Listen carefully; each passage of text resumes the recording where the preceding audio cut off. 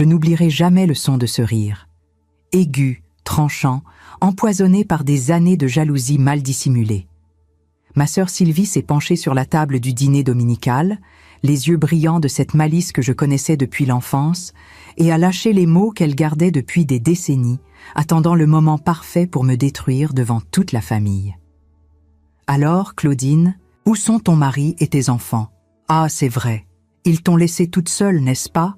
Ça doit être difficile de vieillir ainsi, abandonnée par tout le monde. Le silence qui s'est installé dans cette salle de notre ancienne maison de campagne à Colmar n'a duré que 2 ou 3 secondes, mais pour moi, cela a semblé une éternité. J'ai senti tous les regards converger vers moi, attendant ma réaction, attendant que je baisse la tête comme je l'ai toujours fait, que j'avale une humiliation de plus avec un sourire forcé et que je change de sujet. Mais quelque chose en moi avait changé en cet automne 2023. C'était peut-être mes 68 ans qui pesaient sur mes épaules. Ou peut-être simplement la fatigue accumulée d'une vie entière passée à être le pilier invisible d'une famille qui ne m'a jamais reconnu.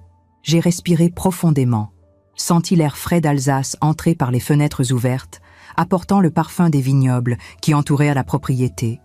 Et j'ai finalement fait ce que j'aurais dû faire il y a bien longtemps.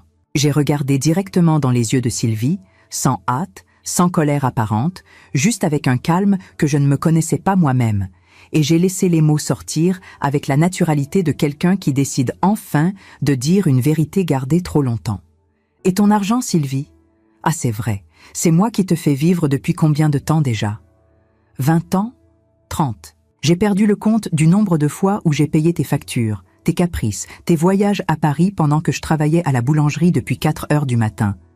Mais ça, ma chère sœur, ça se termine aujourd'hui. » L'impact a été immédiat et dévastateur. J'ai vu le visage de Sylvie perdre toute couleur, les lèvres entr'ouvertes de choc, incapables de formuler une réponse.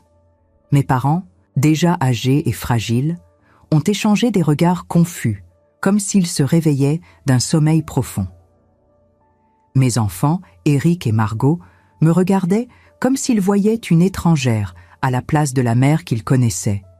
Cette femme toujours disponible, toujours généreuse, toujours prête à tout sacrifier pour tout le monde.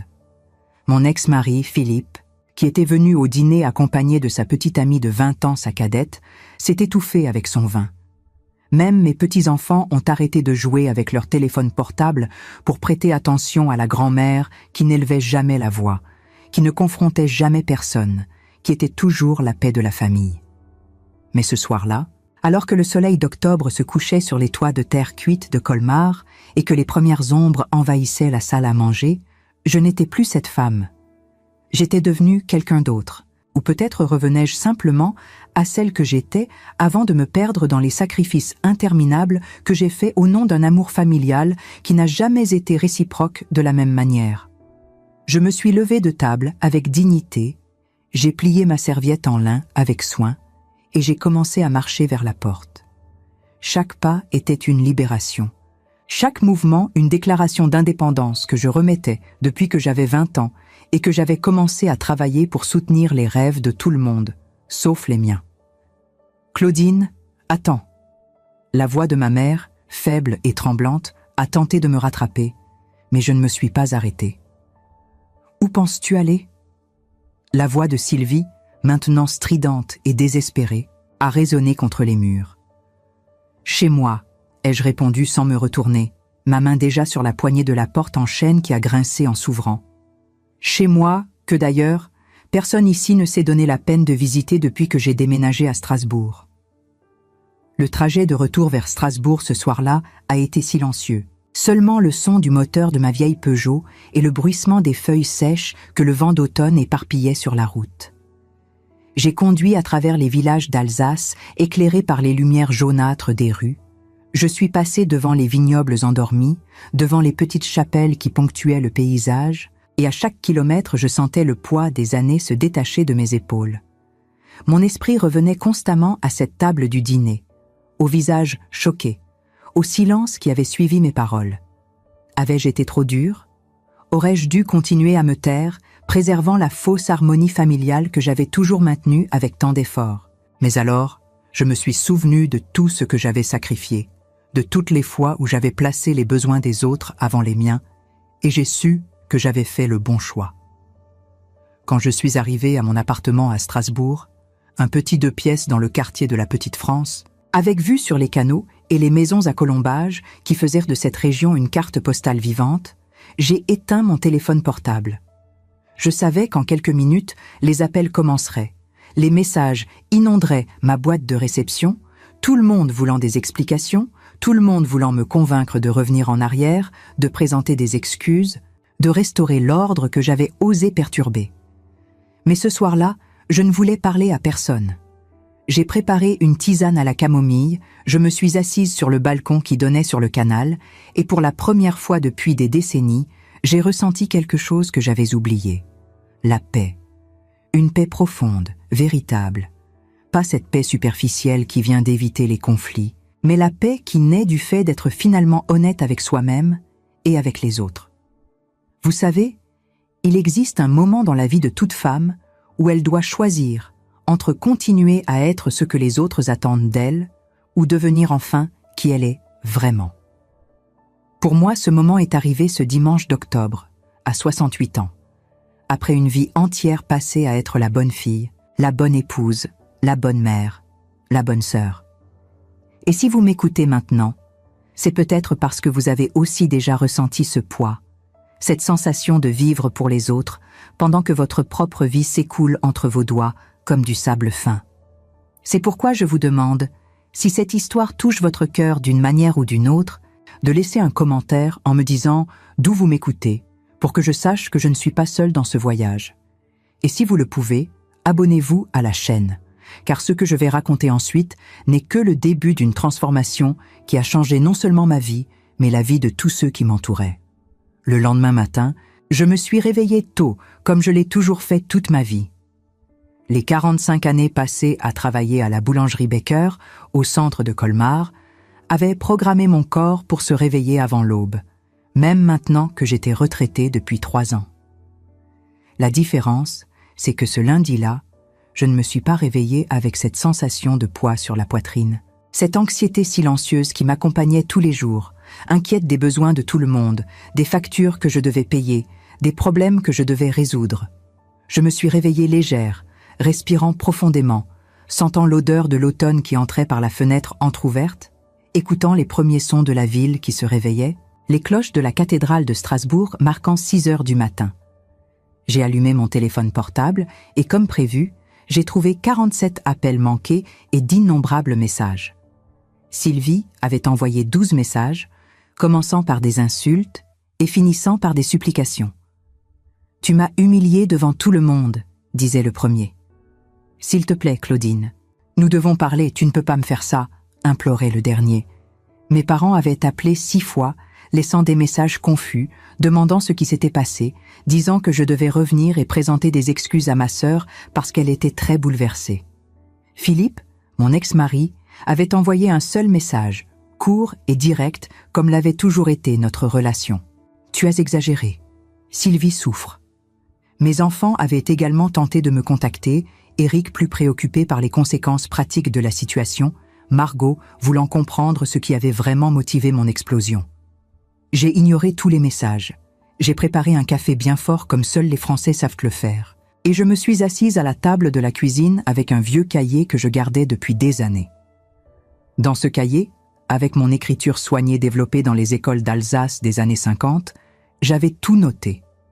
Chaque centime prêté et jamais rendu, chaque faveur faite et jamais rendue, chaque sacrifice réalisé et instantanément oublié. C'étaient des pages et des pages d'une comptabilité émotionnelle et financière que je maintenais non par rancune, mais par nécessité de ne pas me perdre complètement dans le récit que les autres avaient créé sur moi. Le récit selon lequel j'étais naturellement généreuse, que j'aimais aider, que pour moi ce n'était pas un sacrifice parce que c'était ma façon d'être. Mensonge. Tout mensonge construit sur mon silence. La première annotation datait de juin 1978, quand j'avais 21 ans et que Sylvie en avait 16. Notre mère était tombée malade, nécessitant des soins constants après une chirurgie compliquée, et mon père, un employé retraité de la compagnie ferroviaire française, ne gagnait pas suffisamment pour couvrir toutes les dépenses médicales. Je travaillais à la boulangerie Becker depuis l'âge de 18 ans, commençant comme apprenti, et déjà à cette époque assumant les responsabilités d'une boulangère expérimentée. Sylvie était au lycée, rêvant d'étudier la littérature à l'université, écrivant des poésies dans des cahiers fleuris et planifiant une vie à Paris, loin de l'Alsace provinciale et ennuyeuse, comme elle avait l'habitude de dire avec dédain. J'ai décidé que je ferais des heures supplémentaires, que j'économiserais chaque franc pour garantir que Sylvie puisse réaliser son rêve. Après tout, j'étais la sœur aînée, c'était ma responsabilité de prendre soin d'elle, n'est-ce pas? Pendant 4 ans, je me suis réveillée à 3h30 du matin pour préparer les pains, j'ai travaillé jusqu'à 14h à la boulangerie, puis je courais à la maison pour m'occuper de notre mère, préparer le dîner, nettoyer la maison, et je trouvais encore le temps de repasser les vêtements de Sylvie pour garantir qu'elle soit toujours présentable au lycée, pour que personne ne sache nos difficultés financières. Quand Sylvie a finalement été acceptée à la Sorbonne en 1982, j'étais déjà mariée avec Philippe, un technicien en réfrigération que j'avais rencontré à la boulangerie et qui semblait être un homme bon, travailleur, avec des projets pour l'avenir. Nous avons utilisé les économies que j'avais mises de côté pour payer la première année de Sylvie à Paris, le loyer d'un petit studio dans le quartier latin, les frais universitaires, les livres chers dont elle avait besoin. « C'est juste au début », disait Philippe, essayant de me consoler quand je pleurais de frustration en voyant nos plans d'acheter notre propre maison s'évanouir. Après, elle s'établira et n'aura plus besoin de notre aide. Mais cet après n'est jamais arrivé. Sylvie a obtenu son diplôme en littérature, mais n'a jamais trouvé un travail stable dans le domaine. Il y avait toujours une raison, toujours une excuse. Le marché était difficile, les éditeurs ne reconnaissaient pas son talent, elle avait besoin de plus de temps pour trouver la position idéale. Pendant ce temps, je continuais à envoyer de l'argent tous les mois, garantissant que ma sœur maintienne son appartement à Paris, son style de vie qui incluait des sorties dans des cafés littéraires, des vernissages dans des galeries d'art, des dîners dans des bistrots que je pouvais à peine imaginer fréquenter. Les années ont passé et ma vie s'est transformée en une routine de travail, de sacrifice et de silence. Éric est né en 1984, Margot en 1987. Philippe a commencé à boire plus qu'il ne le devait, frustré par un emploi qui n'évoluait pas, par des factures qui ne bouclaient jamais, parce que j'insistais pour aider ma famille. Nos disputes sont devenues plus fréquentes, plus amères. « Tu aimes plus ta sœur que tes propres enfants !» criait-il quand il découvrait un nouveau virement bancaire pour Sylvie. « Tu travailles comme une esclave pour maintenir la vie de princesse qu'elle mène pendant que nos enfants portent des vêtements de seconde main. » J'essayais d'expliquer, j'essayais de faire comprendre à Philippe que Sylvie était ma responsabilité, que je ne pouvais pas simplement l'abandonner. Mais la vérité, c'est que je commençais moi-même à douter de mes choix. Je commençais à sentir le ressentiment grandir en moi comme une mauvaise herbe que j'essayais d'arracher, mais qui revenait toujours plus forte. Quand Philippe m'a quitté, en 1999, emportant avec lui non seulement ses affaires, mais aussi tout espoir que je gardais encore d'avoir un mariage heureux, Sylvie est venue me rendre visite pour la première fois depuis des années. Elle est arrivée de Paris en conduisant une voiture neuve, portant des vêtements de marque, avec les cheveux parfaitement coupés dans un salon cher du 8e arrondissement. Elle s'est assise dans ma petite cuisine, a bu le café que j'ai préparé et a dit, avec ce ton de supériorité qui devenait déjà sa marque de fabrique, « Eh bien Claudine, maintenant tu es libre. Philippe n'a jamais été assez bien pour toi de toute façon. Tu mérites mieux. » Et puis, comme si c'était la chose la plus naturelle du monde, elle m'a demandé d'emprunter 5 000 francs pour une opportunité d'investissement à ne pas manquer, qui, évidemment, ne m'a jamais rapporté aucun retour. J'ai continué à travailler, j'ai continué à sacrifier, j'ai continué à être la bonne sœur, la fille dévouée, la mère qui faisait l'impossible pour élever 2 adolescents seuls, tout en maintenant le niveau de vie de la sœur qui vivait dans la capitale. L'appel téléphonique est arrivé 3 jours après ce dîner fatidique. C'était jeudi, vers 10h du matin, et j'étais dans la cuisine en train de préparer un coq au vin, suivant la recette que ma grand-mère alsacienne m'avait apprise quand j'étais enfant. Le téléphone portable a sonné avec insistance, le numéro de Sylvie clignotant sur l'écran. J'ai hésité un moment, ma main suspendue au-dessus de l'appareil, me débattant entre répondre et découvrir ce qu'elle voulait ou simplement laisser sonner jusqu'à tomber sur la messagerie vocale. Finalement, plus par curiosité que par quelque obligation familiale que je pouvais encore ressentir, j'ai répondu « Claudine, Dieu merci !» La voix de Sylvie était altérée, plus aiguë que la normale, chargée d'une émotion que je n'arrivais pas à identifier immédiatement. « Nous devons parler d'urgence. Tu ne peux pas simplement me couper ainsi, sans explication, après tout ce que nous avons vécu ensemble. Tout ce que nous avons vécu ensemble. » Les mots ont résonné dans mon esprit avec un goût amer. Est-ce que Sylvie croyait vraiment que nous avions vécu des choses ensemble, ou avait-elle simplement réécrit l'histoire dans sa propre tête, effaçant tous mes sacrifices, toutes mes renonciations, les transformant en simples notes de bas de page dans le récit de sa propre vie? Sylvie, ai-je commencé, gardant ma voix calme et contrôlée, remuant la sauce au vin qui bouillait dans la casserole, l'arôme riche remplissant la cuisine. Je n'ai rien à discuter avec toi. J'ai dit tout ce que je devais dire dimanche. De l'autre côté de la ligne, j'ai entendu un soupir dramatique. Ce genre de soupir que Sylvie avait toujours utilisé quand elle voulait manipuler une situation. Se faire passer pour une victime, gagner de la sympathie. Tu m'as humiliée devant toute la famille. Maman est malade d'inquiétude. Papa n'arrive pas à dormir. Même Eric m'a appelé en disant que tu étais injuste avec moi. Injuste, Claudine. Après tout ce que nous avons toujours été l'une pour l'autre. J'ai raccroché le téléphone. J'ai simplement appuyé sur le bouton rouge et coupé l'appel au milieu d'une de ces phrases théâtrales. Ma main tremblait légèrement, non pas de peur ou de regret, mais de quelque chose que j'ai mis un moment à identifier. La libération. Pendant toute ma vie, j'avais répondu à chaque appel, répondu à chaque message, accouru à chaque appel de Sylvie, peu importe à quel point c'était gênant pour moi. Et maintenant, pour la première fois, j'ai simplement dit non. Je me suis simplement refusée à participer au drame qu'elle essayait de créer. Le téléphone a sonné à nouveau immédiatement, et encore, et encore. Après la 5e tentative, j'ai bloqué le numéro. J'ai ressenti une pointe de quelque chose qui aurait pu être de la culpabilité, mais qui s'est vite dissipée quand je me suis souvenue de toutes les fois où Sylvie avait ignoré mes appels quand j'avais besoin d'elle, de toutes les fois où elle était trop occupée pour m'aider avec les problèmes que je rencontrais. Cet après-midi-là, j'ai reçu une visite inattendue. Eric est apparu à mon appartement sans prévenir, portant son costume de travail, la cravate légèrement desserrée, le visage montrant la fatigue d'un homme de 39 ans qui travaillait trop comme ingénieur dans une grande entreprise de technologie à Strasbourg. Mon fils aîné avait toujours été le plus pragmatique, le plus ressemblant à son père à cet égard, toujours concentré sur les solutions pratiques, sur le maintien des apparences, sur l'évitement des conflits qui pourraient ébranler la structure familiale. « Maman », a-t-il dit, entrant sans attendre d'invitation, marchant directement vers le salon et s'asseyant sur le canapé avec la familiarité de quelqu'un qui a grandi en visitant cet endroit. Nous devons parler de ce qui s'est passé dimanche. Tante Sylvie est désespérée, les grands-parents sont confus et franchement, je ne comprends pas non plus ce qui t'a pris.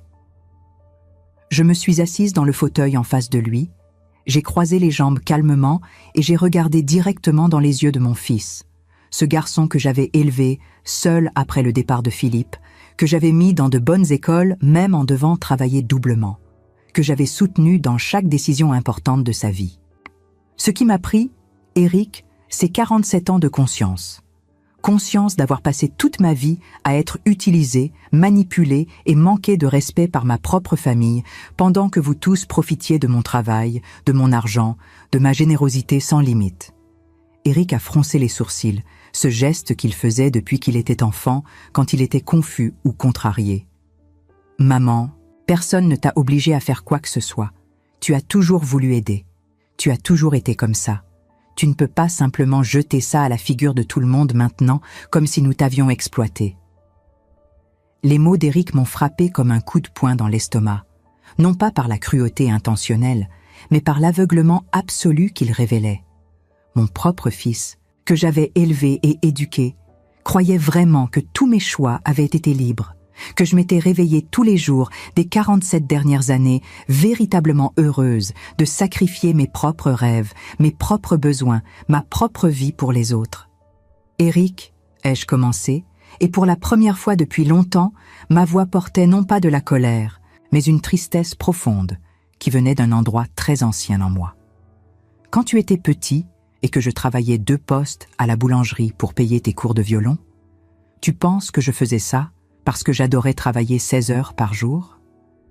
Quand ta sœur a eu besoin d'un traitement orthodontique et que j'ai vendu les bijoux que j'avais hérités de ma grand-mère, tu penses que c'était facile pour moi? Quand j'ai payé l'acompte de l'appartement de Sylvie à Paris pour la 4e fois parce qu'elle avait dépensé tout son argent dans des investissements culturels, tu penses que j'étais heureuse? Eric m'a regardé en silence, et pour la première fois, j'ai vu quelque chose changer dans son expression. Une fissure dans la certitude qu'il avait toujours eue sur qui j'étais, sur ce qui motivait mes actions. « Je n'ai jamais su tout cela », a-t-il dit doucement, la voix presque un murmure. « Tu n'as jamais parlé, tu ne t'es jamais plainte, tu as toujours semblé si contente. » C'était exactement ça le problème. J'avais été trop douée pour cacher ma douleur, pour masquer mon ressentiment, pour jouer le rôle de la femme forte et dévouée que tout le monde attendait que je sois. Et maintenant, quand je décidais enfin d'enlever le masque, quand je permettais enfin qu'ils voient la vérité, j'étais la méchante de l'histoire, celle qui était injuste, ingrate, cruelle. « J'ai besoin que tu partes maintenant, Eric, » ai-je dit, me levant du fauteuil et marchant jusqu'à la porte. « Et j'ai besoin que tu réfléchisses à ce que tu sais vraiment de ma vie, de mes choix, de mes sacrifices. Quand tu seras prêt à écouter vraiment, sans jugement, sans essayer de me convaincre de redevenir la mère pratique que j'ai toujours été, ma porte sera ouverte. » Après le départ d'Eric, j'ai passé le reste de l'après-midi à regarder les papiers étalés sur la table de la cuisine. C'étaient des documents que j'avais réunis au fil des années. Des preuves de virements bancaires, des reçus de paiement, des contrats signés au nom de Sylvie garantis par moi, des prêts que j'avais faits pour couvrir ses dettes interminables. C'était une documentation méticuleuse de décennies d'exploitation financière et je l'avais gardée non pas parce que je prévoyais de l'utiliser un jour, mais parce que j'avais besoin de quelque chose de tangible pour me rappeler que je n'étais pas folle, que je n'inventais pas d'histoire, que tout cela était vraiment arrivé. Maintenant, en regardant ces papiers à la lumière dorée de l'après-midi d'octobre qui entrait par les fenêtres de mon appartement, je savais exactement quoi en faire. J'ai pris mon téléphone portable et j'ai appelé Bernard Rousseau, un avocat que je connaissais de l'époque où je travaillais à la boulangerie. Un homme honnête et compétent qui avait maintenant un cabinet respectable au centre de Strasbourg. « Bernard, j'ai besoin de ton aide », ai-je dit quand il a répondu, sa voix professionnelle mais amicale résonnant de l'autre côté de la ligne. « J'ai besoin de récupérer l'argent que j'ai prêté au fil des années, beaucoup d'argent, et j'ai besoin de le faire de la bonne façon, légalement. » Il y a eu une pause, puis Bernard a répondu avec cette efficacité tranquille qui l'avait toujours caractérisée. « Claudine, viens à mon cabinet demain à 10 heures du matin. Apporte tous les documents que tu as. Nous allons voir ce que nous pouvons faire. » J'ai raccroché le téléphone et pour la première fois depuis ce dimanche, j'ai souri. Ce n'était pas un sourire de vengeance, ce n'était pas de la malice ou un désir de punir. C'était simplement le sourire de quelqu'un qui décide enfin de prendre les rênes de sa propre vie, qui choisit enfin de se mettre en première place après avoir passé des décennies en dernière position. Ce soir-là, Margot est venue me rendre visite. Ma fille cadette avait toujours été différente d'Eric, plus sensible, plus intuitive, plus connectée aux émotions des gens qui l'entouraient. Elle travaillait comme professeure d'histoire dans un collège de Strasbourg, avait 36 ans, et était encore célibataire, non pas par manque de prétendants, mais parce que, comme elle le disait elle-même, elle préférait attendre le véritable amour plutôt que de se contenter de relations médiocres. Quand j'ai ouvert la porte et que je l'ai vue là debout dans le couloir, avec ses yeux marrons pleins d'inquiétude, mais aussi de quelque chose qui ressemblait à de la compréhension, j'ai senti un nœud dans la gorge. « Je peux entrer, maman ?» a-t-elle demandé, utilisant le terme affectueux qu'elle m'appelait depuis qu'elle était enfant. « J'ai besoin de parler avec toi, vraiment, sans jugement et sans prendre parti. J'ai préparé du thé pour nous deux, Cette infusion de tilleul que nous prenions toujours ensemble les soirs d'hiver quand elle était adolescente et qu'elle venait me raconter ses problèmes à l'école, ses premiers amours, ses rêves pour l'avenir. Nous nous sommes assises sur le balcon, enveloppées dans des couvertures contre le froid qui commençait à arriver avec l'automne alsacien, et pendant un long moment, nous sommes restés simplement en silence, regardant les lumières de la petite France s'allumer une à une, se reflétant dans les canaux sombres qui serpentaient à travers la ville historique. « Éric m'a raconté votre conversation », a commencé Margot, soufflant sur le thé chaud. « Et je dois te dire quelque chose, maman. J'ai toujours su, j'ai toujours vu. Je te voyais travailler sans arrêt. Je te voyais envoyer de l'argent à tante Sylvie. Je te voyais renoncer à des choses pour toi-même, pour donner aux autres. Et je me suis toujours demandé quand tu allais enfin dire « stop ». Les larmes sont venues sans prévenir, roulant sur mon visage avant que je puisse les contrôler. Ce n'étaient pas des larmes de tristesse, mais d'un soulagement profond d'être enfin vue, comprise par quelqu'un de ma propre famille. « Pourquoi tu n'as jamais rien dit ?» ai-je demandé, ma voix étranglée. « Pourquoi tu n'as jamais parlé de ça ?» Margot a posé sa tasse sur la petite table latérale et a tenu mes mains fermement, ce geste simple chargé de décennies d'amour et d'observation silencieuse. Parce que ce n'était pas mon histoire à raconter, maman. C'était la tienne. Et tu devais arriver à ce point toute seule. Tu devais décider par toi-même quand ce serait suffisant. Si j'étais intervenue, tu te serais simplement justifiée. Tu m'aurais convaincue que tout allait bien, que tu faisais cela par amour. Mais maintenant, enfin, tu ne te convaincs plus de ça, n'est-ce pas? La réunion avec Bernard Rousseau le vendredi matin a été révélatrice de façon que je n'anticipais pas. Son cabinet se trouvait dans un immeuble ancien, restauré près de la cathédrale de Strasbourg, avec de hautes fenêtres qui donnaient sur une petite place arborée, où touristes et habitants se mêlèrent dans des cafés et des boutiques de souvenirs. La salle de réunion avait cette odeur caractéristique de vieux livres de droit et de meubles en bois poli, une atmosphère qui transmettait sérieux et compétence.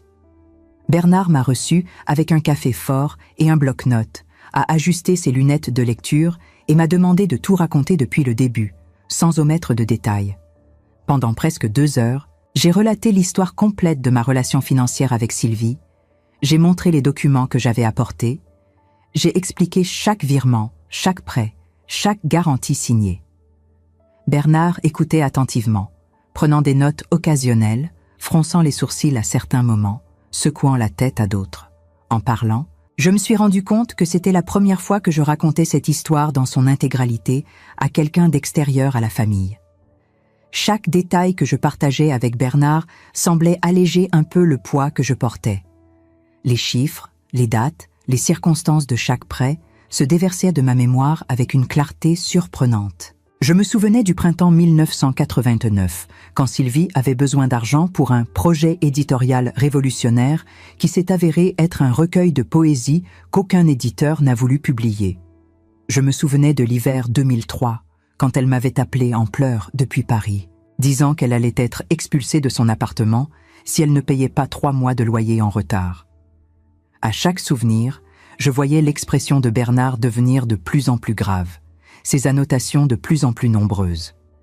Quand j'ai terminé, il est resté en silence pendant un long moment, étudiant les papiers étalés sur la table en acajou poli. Il a enlevé ses lunettes plusieurs fois, les a nettoyées avec un mouchoir en tissu, les a remises, comme s'il vérifiait qu'il lisait bien les mêmes chiffres. Finalement, il a poussé un long soupir et m'a regardé avec une expression qui mélangeait admiration et incrédulité. « Claudine, vous avez ici une documentation de prêts non remboursés qui totalise, selon mes calculs préliminaires, environ 123 000 €. C'est sans compter les intérêts qui pourraient être appliqués ou les corrections monétaires au fil des années. » Il a fait une pause, a tapoté son stylo contre le bloc-notes. « Si nous appliquons les taux d'intérêt légaux depuis les dates originales de certaines de ces transactions, nous pourrions parler de près de 150 000 €. Le nombre m'a étourdi. Même en sachant que j'avais prêté beaucoup d'argent à Sylvie au fil des décennies, je n'avais jamais vraiment tout additionné. Je n'avais jamais mis sur papier le total accumulé de ma générosité unilatérale. 123 000 €, peut-être 150 000 avec les intérêts. C'était presque la valeur d'un appartement modeste à Strasbourg. C'était l'argent qui aurait pu garantir ma retraite confortable. C'était la différence entre vivre difficilement avec ma petite pension et avoir une tranquillité financière. C'étaient les voyages que je n'avais jamais faits, les cours de peinture que j'avais toujours voulu suivre, les restaurants où je ne m'étais jamais permis d'aller. C'était une vie entière de possibilités transformées en cendres. « Qu'est-ce que vous me recommandez de faire ?» ai-je demandé, ma voix sortant plus ferme que je ne l'espérais. Bernard s'est adossé dans son fauteuil en cuir et a joint les doigts sur la table, assumant cette posture professionnelle que j'imaginais qu'il utilisait dans les tribunaux. Légalement, vous avez le droit d'essayer de récupérer ces montants. Les prêts documentés, spécialement ceux avec des reçus signés par Sylvie, sont juridiquement exigibles. Je peux envoyer une mise en demeure d'abord, lui donnant l'opportunité de négocier un plan de paiement. Si elle refuse, nous pouvons engager une action en recouvrement. Cependant, il a fait une pause, choisissant ses mots avec soin, pesant chaque syllabe comme s'il manipulait des objets fragiles. « Je dois être honnête avec vous. Poursuivre un membre de la famille, spécialement une sœur, apportera des conséquences qui vont bien au-delà du financier. Cela détruira probablement complètement la relation entre vous, causera des divisions profondes dans la famille, créera des ressentiments qui dureront des années, peut-être des décennies. Votre famille ne vous le pardonnera peut-être jamais. » J'ai respiré profondément, absorbant le poids de ses paroles. Est-ce que j'étais vraiment prête à franchir ce pas? Est-ce que j'étais préparée à transformer une rupture émotionnelle en une bataille légale, à transformer des années de rancœur silencieuse en un procès judiciaire public et douloureux? J'ai regardé par la fenêtre du cabinet, voyant la vie normale de Strasbourg se dérouler là-bas. Des gens allant et venant avec leurs préoccupations quotidiennes, des cyclistes pédalant sur les pistes le long des canaux, des couples se promenant main dans la main, complètement étrangers au moment décisif que je vivais dans cette pièce silencieuse. Un rayon de soleil d'automne perçait à travers les nuages, illuminant la flèche gothique de la cathédrale au loin, et j'ai pensé à toutes les générations qui avaient vécu dans cette ville, toutes les batailles qu'elles avaient dû mener, toutes les décisions difficiles qu'elles avaient dû prendre. « Bernard », ai-je dit finalement, ramenant mes yeux vers lui avec une détermination qui nous a surpris tous les deux. Pendant 47 ans, j'ai placé la relation familiale, l'harmonie, la paix au-dessus de mes propres besoins. Pendant 47 ans, j'ai avalé mon orgueil, ma douleur, ma frustration pour garder tout le monde heureux. Et qu'est-ce que cela m'a apporté? Du mépris, de l'exploitation, des moqueries devant toute la famille. Alors, oui, je suis prête. Envoyez la mise en demeure. Et si elle ne répond pas de manière satisfaisante, nous irons jusqu'au bout. Ma voix ne tremblait pas. Mes mains étaient calmes. Pour la première fois de ma vie, j'étais absolument certaine d'une décision que je prenais. La mise en demeure a été livrée le lundi suivant à l'appartement de Sylvie à Paris.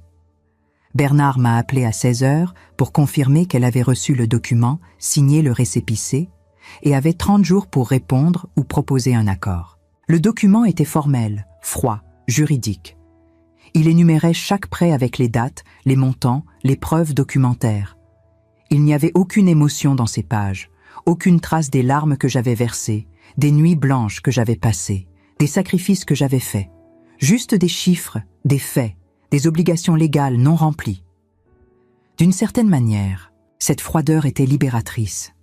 Elle transformait des décennies de drame familial en une simple question de droit, de contrat, de justice. J'ai passé le reste de cette semaine dans un état étrange de calme, une sérénité presque surréelle qui venait du fait d'avoir enfin agi, d'avoir transformé des années de passivité en actions concrètes. J'ai continué ma routine normale. Je suis allée au marché des agriculteurs sur la place Broglie où j'ai acheté des pommes fraîches et du miel d'Alsace. J'ai visité mon amie Henriette qui habitait dans le même immeuble et qui, à 80 ans, avait plus d'énergie que beaucoup de gens de la moitié de son âge. Nous avons pris le thé ensemble, elle m'a raconté des histoires de sa jeunesse pendant la guerre et pour la première fois, je lui ai parlé de ma situation avec Sylvie. Henriette m'a écoutée sans m'interrompre, puis m'a pris la main et m'a dit « Ma chère Claudine, j'ai vécu 80 ans et j'ai appris une chose. Les regrets les plus amers sont ceux des batailles que nous n'avons pas menées, pas celles que nous avons perdues. » J'ai également passé du temps à me promener dans les jardins du Palais Rohan, où les couleurs de l'automne étaient à l'apogée de leur beauté. Les feuilles des marronniers viraient à l'or et au rouge, tombant en spirale gracieuse sur les allées pavées. Je me suis assise sur un banc près du bassin, regardant les canards glisser sur l'eau, et j'ai réalisé que c'était la première fois depuis des années que je prenais vraiment le temps de simplement exister, sans me préoccuper des besoins de quelqu'un d'autre, sans planifier comment résoudre les problèmes de quelqu'un d'autre. C'était comme si je redécouvrais une partie de moi-même que j'avais enterrée il y a si longtemps que j'avais oublié qu'elle existait. Mais il y avait aussi quelque chose de différent dans la façon dont les gens me regardaient. Ou peut-être était-ce moi qui me tenais différemment. Les commerçants du marché semblaient me parler avec plus de respect. Les voisins dans mon immeuble me saluaient avec plus de chaleur. Ou peut-être que rien n'avait changé chez eux. Peut-être que c'était moi qui avais changé, qui occupais maintenant plus d'espace dans le monde, qui ne m'excusait plus d'exister. La réponse de Sylvie est arrivée non pas à travers l'avocat, mais à travers notre mère. Un jeudi pluvieux d'octobre, alors que les premières vraies pluies d'automne transformaient les rues de Strasbourg en miroirs brillants.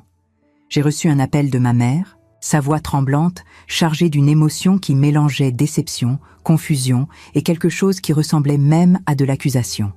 « Claudine, ma fille, qu'est-ce que tu fais ? Sylvie m'a appelée en pleurant, disant que tu la poursuivais en justice, que tu essayais de détruire la famille, qu'après tout ce que vous avez vécu ensemble, tu la traites comme une criminelle. » J'ai fermé les yeux, sentant la vieille culpabilité essayer de s'infiltrer à nouveau dans mon cœur. Cette culpabilité qui avait été ma compagne constante toute ma vie, me disant toujours que j'étais responsable du bonheur de tout le monde, que tout problème dans la famille était le résultat de mon insuffisance, de ne pas avoir fait assez, de ne pas avoir été assez bonne. Mais cette fois, au lieu de céder à cette voix familière, j'ai pris une grande respiration et j'ai choisi de répondre avec la vérité. Toute la vérité. « Maman », ai-je répondu, utilisant le terme formel que j'avais toujours utilisé pour elle, différent du tendre « maman » que Margot utilisait avec moi. Je ne poursuis pas Sylvie encore. J'ai seulement envoyé une mise en demeure formelle lui demandant de rembourser l'argent qu'elle me doit. 123 000 €, maman. Tu savais que c'était autant ? Tu avais une idée de combien d'argent j'ai prêté à ta fille cadette au fil des années ? Il y a eu un silence de l'autre côté de la ligne, un silence pesant qui s'est étendu pendant des secondes qui semblèrent des minutes. J'ai entendu le souffle de ma mère devenir irrégulier, comme si elle essayait de contrôler ses émotions. Finalement, ma mère a répondu, sa voix maintenant plus basse, presque honteuse. « Sylvie a toujours dit que c'était en de petites sommes, des aides occasionnelles.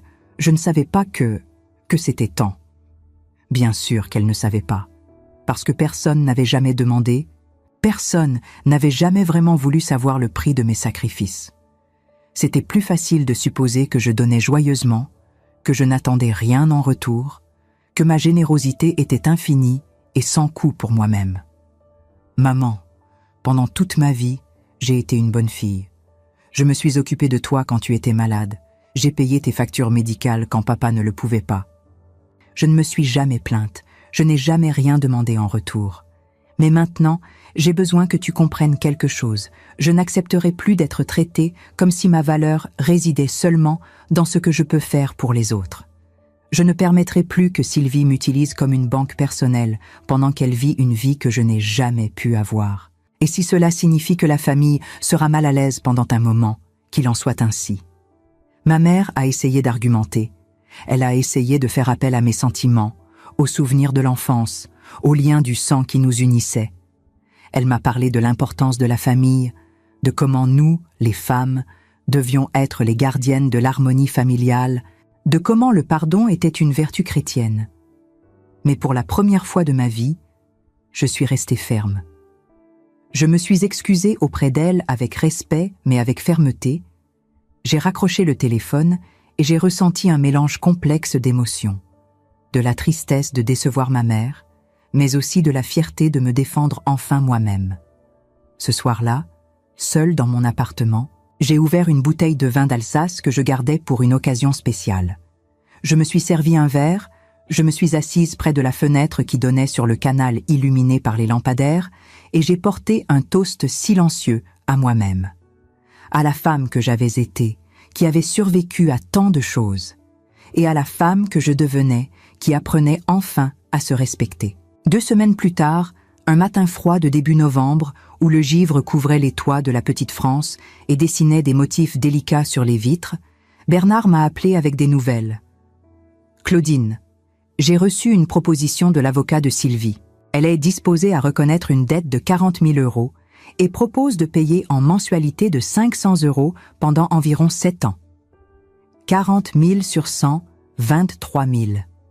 Même pas un tiers de ce qu'elle me devait vraiment. L'offre était presque offensante dans son inadéquation, une tentative claire de minimiser des décennies d'exploitation financière, de réduire mon sacrifice à une fraction convenable qui entrerait dans son budget sans causer d'inconfort réel. C'était comme si elle disait « Oui, je reconnais que je t'ai utilisé, mais seulement un petit peu, et je vais te rembourser juste assez pour que tu arrêtes de te plaindre. » « Refuse, ai-je répondu immédiatement, sans même avoir besoin de réfléchir. Je ne négocie pas. Soit elle reconnaît la dette complète et propose un plan de paiement réaliste, soit nous engageons l'action judiciaire. J'ai entendu Bernard prendre une grande respiration de l'autre côté de la ligne. « Claudine, je dois te dire que si nous allons au tribunal, le processus sera long, coûteux et émotionnellement épuisant. Es-tu certaine ? » Plus certaine que je ne l'ai jamais été de quoi que ce soit dans ma vie, ai-je répondu, et c'était la pure vérité. La décision de ne pas accepter la proposition de Sylvie a eu des répercussions immédiates et dramatiques dans la famille. Mon père, qui s'était maintenu relativement neutre jusqu'alors, m'a appelé personnellement pour la première fois depuis des années.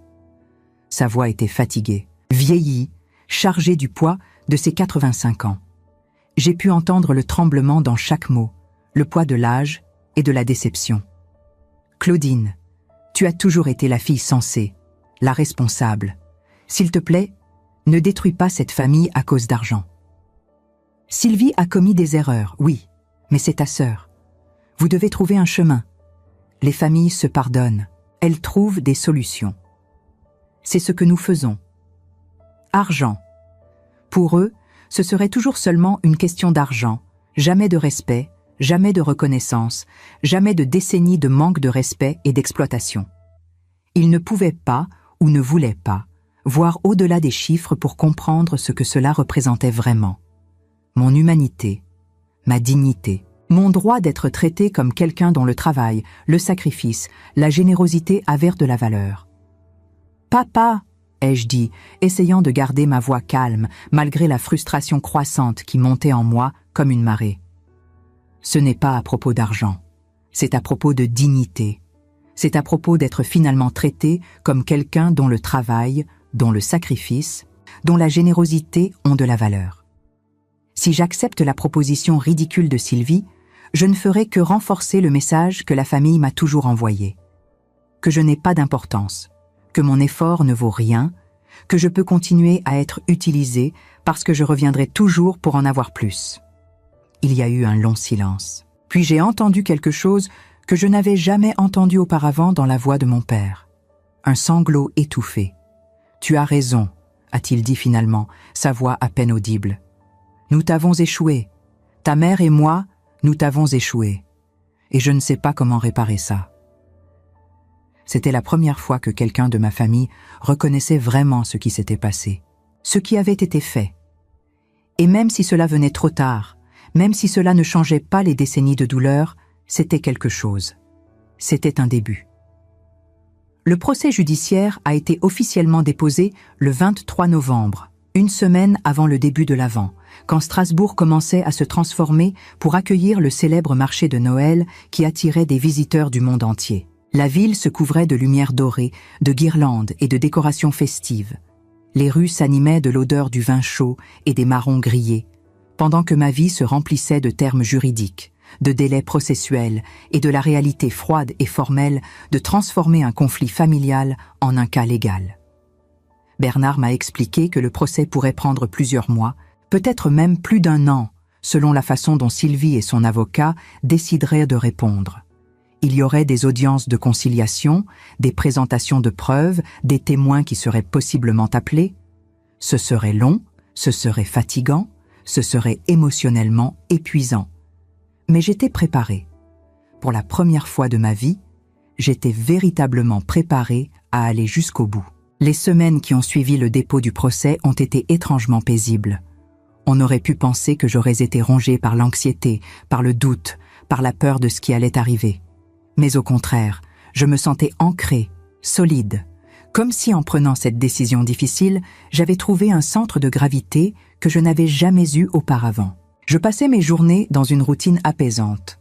Marche matinale le long des quais de l'île où je regardais les bateaux touristiques glisser sur l'eau même en cette saison froide, lecture l'après-midi dans ma bibliothèque préférée, dîner simple que je préparais en écoutant de la musique classique sur ma vieille radio. La première audience de conciliation a été fixée pour janvier 2024, juste après les fêtes de fin d'année, qui prévisiblement, j'ai passé seule pour la première fois depuis des décennies. Eric m'a invitée au dîner de Noël, mais de façon si formelle et gênée qu'il était évident qu'il faisait cela par obligation, non par désir sincère. Sa voix au téléphone était tendue, les mots soigneusement choisis, comme s'il marchait sur des œufs. J'ai poliment décliné. Margot est apparue la veille de Noël avec une bouteille de champagne alsacien et une terrine maison, et nous avons passé la soirée à converser, à nous remémorer les bons souvenirs de l'enfance, évitant soigneusement le sujet qui planait sur nous comme un nuage lourd. Nous avons parlé de l'année où nous avions construit un bonhomme de neige géant dans le jardin, de ses premiers pas sur scène lors d'un spectacle scolaire, de ces matins d'hiver où nous préparions des bretzels ensemble dans la cuisine. Ces souvenirs étaient doux amers, teintés maintenant d'une nouvelle compréhension de tout ce que j'avais sacrifié pour créer ces moments. Mes parents ne m'ont même pas appelé, et Sylvie, évidemment, est restée dans un silence absolu.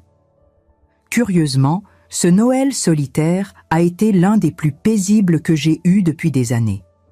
Sans la pression de préparer des repas élaborés pour toute la famille, sans avoir à médier les conflits, sans devoir feindre une joie que je ne ressentais pas, j'ai pu simplement exister, silencieusement, dans mon propre espace. Le soir de Noël, assise près de ma fenêtre avec une tasse de chocolat chaud, regardant les lumières scintiller sur la petite France enneigée, j'ai réalisé quelque chose de profond. La solitude et l'isolement sont deux choses très différentes. J'étais seule, oui, mais je ne me sentais pas isolée. Au contraire, je me sentais plus connectée à moi-même que je ne l'avais été depuis des décennies. C'était comme si, en retirant toutes les voix extérieures, tous les besoins des autres, toutes les attentes qui pesaient sur moi, je pouvais enfin entendre ma propre voix intérieure, claire et forte. L'audience de conciliation s'est déroulée un matin glacial de janvier, le genre de froid qui pénètre jusqu'aux os et fait que la ville entière semble fonctionner au ralenti. Les trottoirs étaient trop glissants de verglas, et j'ai dû marcher prudemment depuis mon appartement jusqu'au tribunal, m'accrochant aux rambardes le long des canaux gelés. Le tribunal se trouvait dans un bâtiment historique au centre de Strasbourg, avec de longs couloirs qui faisaient écho à chaque pas, de lourdes portes en chêne et une atmosphère de solennité qui faisait que n'importe qui baissait automatiquement la voix. Les murs étaient ornés de portraits de juges et d'avocats illustres du passé, leurs regards sévères semblant juger tous ceux qui passaient devant eux. J'ai vu Sylvie pour la première fois depuis ce dîner d'octobre, assise sur le banc du couloir avec son avocat, un jeune homme en costume impeccable qui semblait avoir tout juste terminé ses études de droit. Elle était différente, plus maigre, avec des cernes profondes sous les yeux et une expression qui oscillait entre la colère et quelque chose qui pouvait être de la peur. Ses vêtements, habituellement élégants et de marque, semblaient ce jour-là plus simples, moins soignés. Ses cheveux, toujours parfaitement coiffés lors de nos rencontres précédentes, étaient attachés en un simple chignon qui révélait quelques cheveux gris qu'elle prenait d'habitude soin de cacher. Quand nos regards se sont croisés, elle a immédiatement détourné les yeux, incapable de soutenir le contact visuel. J'ai vu ses mains trembler légèrement alors qu'elle serrait son sac contre elle, et j'ai ressenti quelque chose d'inattendu. Non pas de la satisfaction, mais une tristesse profonde pour ce que nous avions perdu, pour ce que nous n'avions jamais vraiment eu. La juge conciliatrice était une femme d'âge moyen appelée Madame Fontaine, avec des cheveux gris attachés en un chignon sévère et une expression qui ne révélait aucune émotion. Elle portait des lunettes à monture métallique qui reflétaient la lumière froide des néons du plafond, donnant à ses yeux une qualité presque impénétrable. Elle nous a invités à nous asseoir dans une salle plus petite, plus informelle qu'une salle de tribunal traditionnelle, avec une table ovale où tout le monde s'est installé. Bernard et moi d'un côté, Sylvie et son avocat de l'autre, la juge en bout de table. Sur la table se trouvaient des carafes d'eau, des verres et une pile de documents que je reconnaissais comme étant mes preuves. « Ceci est une audience de conciliation », a commencé Madame Fontaine d'une voix ferme mais pas dure, chaque mot prononcé avec une précision qui ne laissait place à aucune ambiguïté. L'objectif ici est de trouver un accord qui soit satisfaisant pour les deux parties, évitant ainsi un procès judiciaire prolongé qui sera coûteux émotionnellement et financièrement pour toutes les personnes impliquées. Madame Morel, elle s'est adressée à moi, ajustant ses lunettes pour me regarder directement. Pouvez-vous, s'il vous plaît, résumer votre plainte dans vos propres mots? J'ai respiré profondément et j'ai raconté l'histoire une fois de plus, mais cette fois de façon plus condensée, plus factuelle, retirant la plus grande partie de l'émotion et me concentrant sur les faits, les prêts, les dates, les montants, les promesses brisées de paiement. Ma voix était calme, presque détachée, comme si je parlais de quelqu'un d'autre. J'ai mentionné les reçus signés, les emails où Sylvie promettait de rembourser, les virements bancaires documentés. À chaque fait que j'énonçais, je voyais l'avocat de Sylvie prendre des notes frénétiquement, son stylo grattant le papier avec urgence. Quand j'ai terminé, la juge s'est tournée vers Sylvie. Madame Dubois. Elle a utilisé le nom de famille de mariage de Sylvie, d'un mariage bref qui n'avait duré que 3 ans et s'était terminé il y a plus d'une décennie. Quelle est votre version des faits? Sylvie a regardé son avocat, qui a hoché la tête de façon encourageante. Puis elle a commencé à parler, sa voix initialement hésitante, mais gagnant en force au fur et à mesure qu'elle continuait. Ma sœur a toujours été généreuse avec moi. Nous avons grandi dans une famille modeste, et elle, étant plus âgée, a naturellement assumé un rôle protecteur. Mais je n'ai jamais considéré l'argent qu'elle me donnait comme des prêts formels. C'était des aides entre sœurs, un soutien familial. Elle n'a jamais, pas une seule fois en toutes ces années, mentionné un remboursement ou suggéré qu'elle attendait l'argent en retour. L'audace de cette affirmation m'a momentanément laissé sans voix. Sylvie était en train de réécrire complètement notre histoire, transformant l'exploitation délibérée en générosité fraternelle spontanée, me dépeignant comme quelqu'un qui revenait maintenant inexplicablement sur des décennies de cadeaux volontaires. C'était un narratif si bien construit, si convaincant dans sa simplicité, que si je n'avais pas eu les preuves documentaires, je me serais presque demandé si ma propre mémoire n'était pas défaillante. « Ce n'est pas vrai », ai-je dit, ma voix sortant plus forte que je ne l'avais prévu, résonnant dans la petite salle. « J'ai des reçus signés par toi, Sylvie. Des documents où il est écrit explicitement « prêt à rembourser ». Comment peux-tu t'asseoir là et dire que c'était des cadeaux ?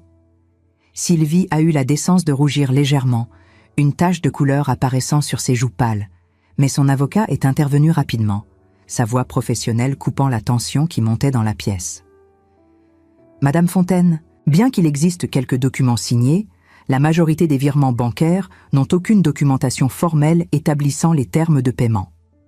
En droit de famille, il existe une présomption que les transactions financières entre parents proches sont de nature gratuite à moins qu'il n'y ait une preuve claire du contraire.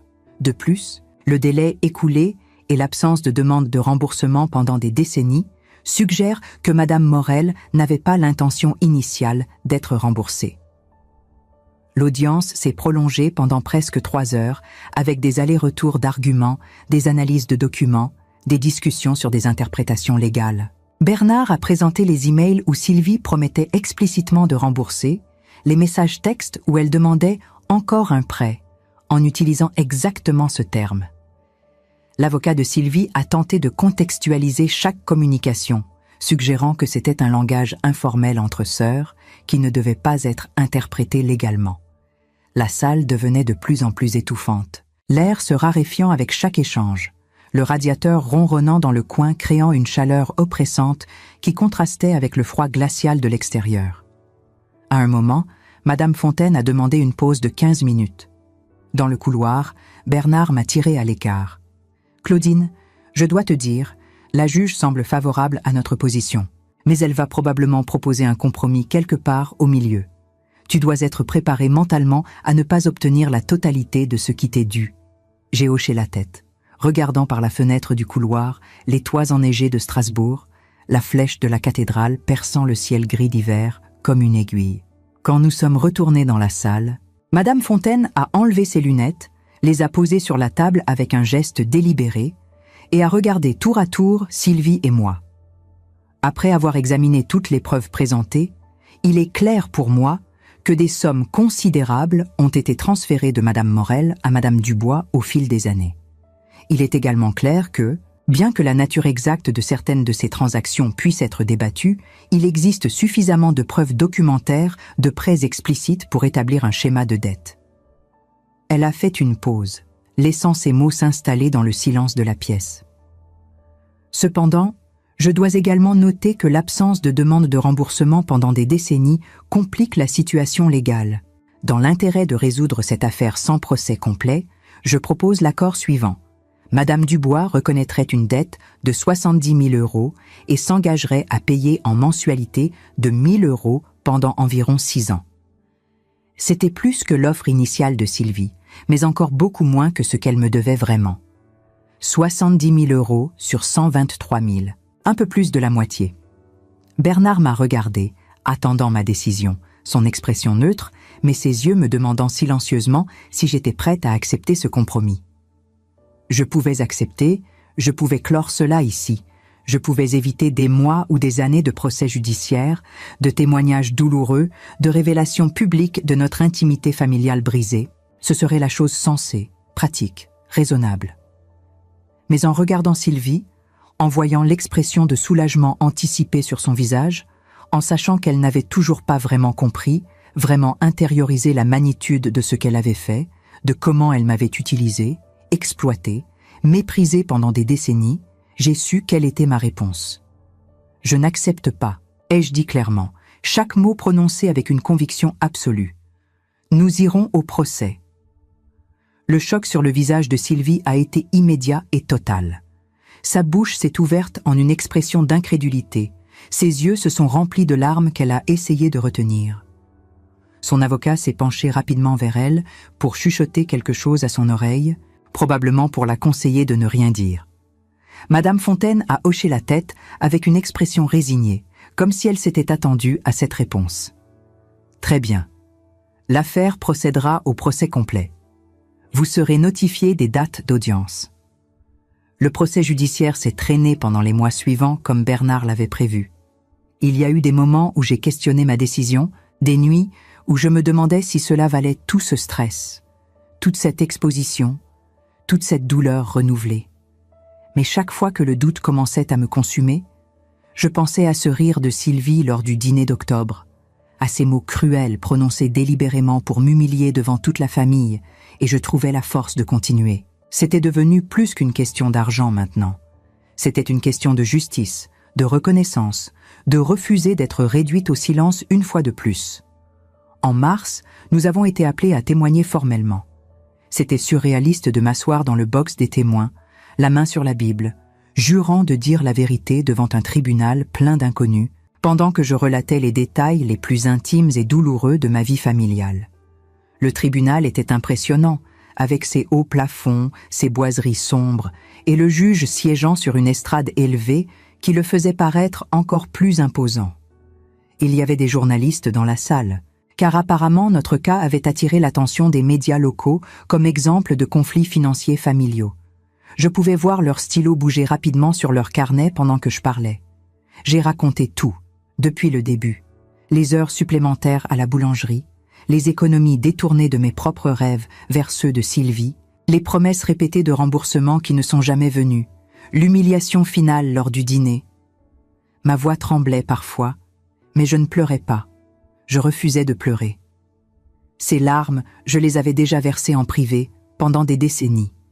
Ici, dans cette salle publique, je ne montrerai que ma force, ma détermination, ma dignité retrouvée. Sylvie a également dû témoigner, et sous l'interrogatoire de Bernard, beaucoup de ses mensonges ont commencé à s'effondrer comme un château de cartes sous le vent. Bernard était méticuleux, patient, presque doux dans sa façon de poser les questions, mais chaque question était une lame précise qui coupait à travers les défenses de Sylvie. « Madame Dubois ?» a demandé Bernard dans son style calme mais implacable, marchant lentement devant le box des témoins, ses mains jointes derrière son dos.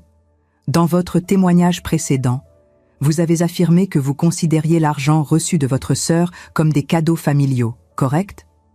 Sylvie a hoché la tête, semblant moins confiante qu'à l'audience de conciliation. Sa voix à peine audible quand elle a répondu « Oui, c'est correct. Alors pouvez-vous expliquer pourquoi dans cet email de 2010 ?» Il a montré une impression agrandie pour le tribunal, projetée maintenant sur un écran pour que tous puissent voir. Vous écrivez textuellement « Claudine, dès que mon projet éditorial sera rentable, je promets que je vais te rembourser tout ce que tu m'as prêté jusqu'au dernier centime. » Le silence qui a suivi était éloquent. Sylvie a essayé de balbutier une explication, quelque chose sur le fait que c'était juste une expression de langage, mais c'était trop tard. Le mot « prêter » était là, noir sur blanc, dans son propre email. Bernard a présenté plus d'emails, plus de messages, des enregistrements de messages vocaux où Sylvie utilisait systématiquement le langage du prêt et de la dette, promettant toujours qu'elle rembourserait bientôt, quand sa situation s'améliorerait, dès que possible. À un moment particulièrement poignant, Bernard a présenté un message texte de 2015 où Sylvie écrivait « Merci pour ce nouveau prêt, grande sœur. Je sais que j'en ai déjà trop demandé, et je te promets que cette fois, je vais vraiment commencer à te rembourser dès l'année prochaine. Tu es la seule personne sur qui je peux toujours compter. » L'ironie de cette dernière phrase résonnait douloureusement dans la salle. Le juge, un homme plus âgé appelé Monsieur Beaumont, avec une longue expérience en droit de famille, écoutait tout avec une expression impassible, prenant des notes occasionnelles, intervenant parfois pour clarifier un point ou demander une précision. Il avait une présence imposante, mais pas intimidante. Un homme qui avait clairement vu beaucoup de drames familiaux dans sa carrière et qui ne se laissait impressionner par aucune performance théâtrale. La sentence est venue en juin, et un après-midi chaud, où Strasbourg était à l'apogée de l'été, avec des touristes remplissant les rues de la Petite France et les terrasses des cafés bondés de gens profitant du soleil. Les tilleuls, le long des quais, étaient en pleine floraison, remplissant l'air d'un parfum doux et légèrement enivrant. J'étais arrivée au tribunal avec Margot, qui avait insisté pour m'accompagner, tenant ma main pendant que nous attendions dans le couloir que la salle soit prête. Le juge Beaumont a lu la décision de façon méthodique et sans émotion, sa voix résonnant dans la salle, maintenant silencieuse. En résumé, il a déterminé que Sylvie me devait 95 000 €, un montant qui reconnaissait la majorité mais pas la totalité des prêts documentés, appliquant des intérêts corrigés depuis les dates originales des transactions. Le paiement devrait être effectué en mensualité de 1 500 € ou en un paiement unique avec une réduction de 10% s'il était effectué dans les 6 mois. En outre, Sylvie devrait assumer tous les frais de procédure qui s'élevaient à plusieurs milliers d'euros supplémentaires. C'était une victoire, claire et indéniable. Je pouvais voir dans les expressions des personnes présentes dans la salle qu'ils comprenaient que la justice avait été rendue. Mais curieusement, je ne ressentais pas la satisfaction que j'espérais ressentir. Il n'y avait pas de joie dans cette victoire, pas de sentiment de triomphe. Seulement une profonde fatigue et une tristesse pour tout ce qui avait été perdu. Tout ce qui aurait pu être différent si seulement ma famille m'avait respecté, m'avait vu, m'avait valorisé depuis le début. Ce qui a vraiment tout changé, ce n'était pas la sentence judiciaire, mais ce qui s'est passé 3 semaines plus tard. C'était un lundi de juillet, le marché des agriculteurs était installé sur la place Broglie, comme toutes les semaines. Et j'étais en train de choisir des tomates mûres quand j'ai senti une main toucher légèrement mon épaule. Je me suis retournée et j'ai trouvé Margot, accompagnée d'Éric, et à ma surprise, de mes parents. Ils étaient tous là, ensemble, avec des expressions sérieuses mais pas hostiles. Mon cœur s'est accéléré, une partie de moi se préparant instinctivement à un nouveau conflit, à de nouvelles accusations. « Maman », a dit Margot doucement, sa voix portant une émotion contenue, « nous pouvons parler? Quelque part de plus privé ?» Nous sommes allés dans un café proche, un endroit tranquille avec des tables en marbre et des chaises en rotin, loin de l'agitation du marché. Nous nous sommes assises dans un coin, et pour la première fois depuis cet octobre fatidique, ma famille s'est réunie autour de moi, non pas pour m'accuser, mais pour enfin vraiment m'écouter. Mon père a parlé en premier, sa voix chargée d'émotions que je ne lui avais jamais vu exprimer auparavant. Ses mains tremblaient légèrement alors qu'il tenait sa tasse de café, et j'ai remarqué combien il avait vieilli ces derniers mois, les rides autour de ses yeux s'étant approfondies, son dos légèrement plus courbé. « Claudine, ta mère et moi, nous regrettons profondément, non seulement pour l'argent, mais pour tout, pour ne pas avoir vu, pour ne pas t'avoir protégée, pour avoir permis que Sylvie t'exploite pendant toutes ces années. Nous avons parlé avec elle après la sentence, et elle a finalement tout admis, non seulement pour l'argent, mais pour le mépris avec lequel elle t'a toujours traité, pour comment elle a toujours considéré que tu étais moins importante parce que tu travaillais seulement dans une boulangerie pendant qu'elle poursuivait des ambitions artistiques à Paris. Les larmes ont roulé sur le visage de mon père, un homme que j'avais rarement vu démontrer de l'émotion de toute ma vie. Nous avons échoué avec toi en tant que parents, et cela ne peut pas être pardonné, mais nous espérons que, avec le temps, nous pourrons commencer à reconstruire.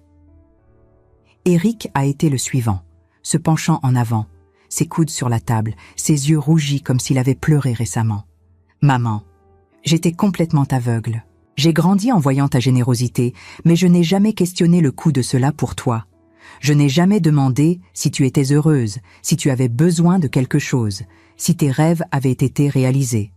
J'ai juste supposé que tu existais pour prendre soin de nous tous, comme si c'était ta nature immuable et non pas un choix que tu faisais répétitivement, malgré le prix que tu payais. » Il a saisi ma main à travers la table, la serrant fermement. « Je veux connaître ma vraie mère. Pas la mère qui sacrifie tout, mais la femme que tu es, que tu as toujours été sous tout ce poids que nous avons mis sur toi. » Ma mère, qui était restée silencieuse jusqu'alors, a finalement parlé, sa voix tremblante mais déterminée. Elle semblait avoir rapetissé ces derniers mois, sa posture moins droite, mais ses yeux montraient une clarté nouvelle, une compréhension qui n'était pas là auparavant. « Claudine, j'ai échoué avec toi de façon que je commence seulement à comprendre maintenant. J'ai favorisé Sylvie parce qu'elle semblait plus fragile, plus nécessiteuse, mais en faisant cela, j'ai exploité ta force, ta fiabilité, ta générosité. J'ai transformé tes vertus en armes contre toi-même. J'ai créé une dynamique où ta bonté était punie et l'irresponsabilité de Sylvie était récompensée. Et pour cela, je demande ton pardon, sachant que je ne le mérite peut-être pas. » J'ai regardé ces personnes autour de moi, ma famille imparfaite et faillible, et j'ai senti quelque chose en moi commencer à s'ouvrir à nouveau. Ce n'était pas un pardon instantané, ce n'était pas un oubli magique de décennies de douleur, mais c'était un début. C'était la reconnaissance que j'avais tant désirée, la validation que j'avais attendue toute ma vie. Et même si elle venait tard, même si elle venait après tant de souffrances, c'était quelque chose, c'était réel. 3 mois plus tard, en septembre, alors que l'automne revenait à Strasbourg avec ses couleurs dorées et ses brises fraîches, Sylvie a payé la dette intégralement. Elle avait dû vendre son appartement à Paris, cet appartement pour lequel j'avais payé la compte à 4 reprises, et déménager dans un endroit plus petit, dans une banlieue plus accessible. Elle avait accepté un emploi dans une maison d'édition, pas comme éditrice ou critique littéraire comme elle l'avait toujours rêvé, mais comme assistante administrative. Un travail qui ne correspondait pas à ses anciennes ambitions grandioses, mais qui payait un salaire stable. Elle est venue me rendre visite en septembre, sans prévenir, apparaissant à ma porte un samedi pluvieux avec les yeux rouges d'avoir pleuré, ses vêtements simples et sans prétention, si différents des tenues élégantes qu'elle portait autrefois. Nous sommes restés là, debout sur le seuil de la porte, 2 sœurs séparées par des décennies de ressentiment, et pour la première fois de toute notre vie, j'ai vu Sylvie vraiment, sans le masque de supériorité qu'elle avait toujours porté. « Je ne suis pas ici pour demander pardon », a-t-elle dit, sa voix rauque d'émotion, « parce que je sais que ce que j'ai fait est impardonnable. Je suis ici seulement pour dire que je comprends enfin. Je comprends que je t'ai utilisé, exploité, méprisé. Je comprends que j'ai pris ta générosité pour acquise, que j'ai transformé ton amour en quelque chose de laid et d'égoïste. Et je comprends que tu as eu tout à fait le droit de dire « stop ». Des larmes coulèrent sur son visage, authentique cette fois, sans la théâtralité habituelle. Je suis désolée, Claudine. Je suis tellement désolée. Je l'ai regardée pendant un long moment, cette femme qui avait été à la fois ma sœur et mon fardeau pendant tant d'années. J'ai vu non pas le monstre que j'avais construit dans mon esprit pendant les mois de procès, mais une personne brisée et finalement consciente de ce qu'elle avait perdu, de ce qu'elle avait détruit. « Entre », ai-je dit finalement, ouvrant la porte plus largement. Nous avons beaucoup à parler. Aujourd'hui, plus d'1 an après ce dîner d'octobre qui a tout changé, ma vie est différente de façon que je peux à peine décrire. Avec l'argent que j'ai récupéré, j'ai finalement voyagé vers des endroits dont j'avais toujours rêvé de visiter. J'ai passé 3 semaines en Provence, me logeant dans de petites auberges, marchant à travers des champs de lavande qui s'étendaient jusqu'à l'horizon, peignant des aquarelles terribles mais profondément satisfaisantes de paysages qui m'émouvaient aux larmes. Je suis allée à Barcelone, où j'ai passé des heures à me promener dans le parc Güell, émerveillée par l'architecture de Gaudí. À Florence, j'ai pleuré devant le David de Michel-Ange, émue par la beauté pure de cette sculpture. À Lisbonne, j'ai pris le tramway jaune à travers les collines pavées, me sentant comme une adolescente découvrant le monde pour la première fois.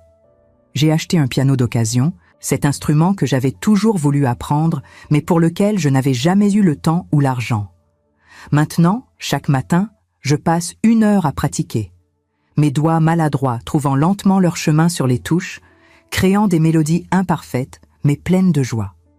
J'ai commencé des cours de peinture à l'aquarelle, dans un atelier local, entouré d'autres femmes de mon âge qui, comme moi, redécouvrent leur passion longtemps abandonnée.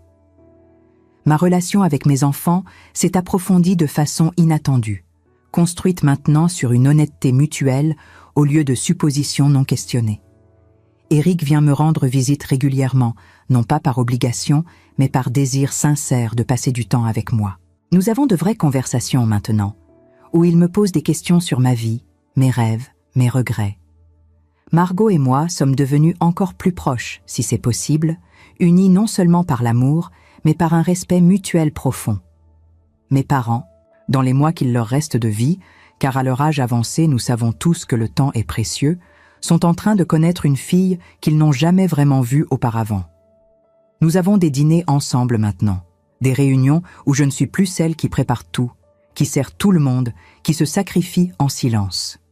Nous partageons les tâches, les responsabilités, et surtout, nous partageons des conversations honnêtes sur le passé, le présent, et comment nous voulons passer le temps qui nous reste ensemble. Quant à Sylvie, elle et moi ne sommes pas proches, et nous ne le serons probablement jamais. La confiance, une fois brisée si complètement, ne se reconstruit pas facilement. Mais il y a un respect entre nous maintenant qui n'existait pas avant, une reconnaissance mutuelle d'humanité qui a été conquise à travers la douleur et l'honnêteté brutale.